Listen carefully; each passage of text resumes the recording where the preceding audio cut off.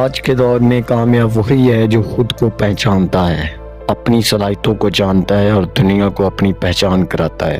اگر آپ چاہتے ہیں کہ لوگ آپ کو یاد رکھیں، آپ کے کام پر بھروسہ کریں اور آپ کے نام کو ایک معیار سمجھے، تو آپ کو خود کو ایک برانڈ بنانا ہوگا۔ لیکن سوال یہ ہے کہ یہ کیسے ہوگا؟ آئیے راز جانتے ہیں۔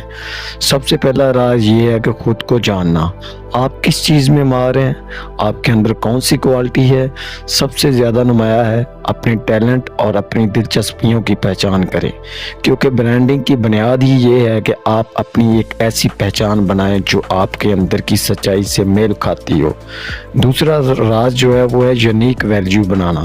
یاد رکھیں، دنیا میں سب کچھ پہلے سے موجود ہے، لیکن انداز الگ ہوتا ہے۔ آپ کو اپنی پیشکش کا انداز اور معیار ایسا رکھنا ہے کہ لوگ فوراً پہچانیں۔ یہ آپ کا کام ہے، چاہے آپ کوئی پروڈکٹ بیچتے ہوں یا اپنی سروس دیتے ہوں، یا آپ کے انداز اور معیار کی چھاپ ہونی چاہیے۔ تیسرا راز جو ہوتا ہے وہ کنسسٹنسی ہے۔ برانڈ ایک دن میں نہیں بنتا، دن رات محنت، تسلسل اور عزم سے ہی آپ کی پہچان بنتی ہے۔ اگر آپ سوشل میڈیا پر ہیں، کاروبار میں ہیں یا کسی ہنر میں ماہر ہیں، تو ایک ہی معیار اور انداز کو مسلسل برقرار رکھیں تاکہ لوگ آپ کو بھول نہ جائیں۔ چوتھا راز جو ہے وہ اعتماد، ٹرسٹ پیدا کرنا۔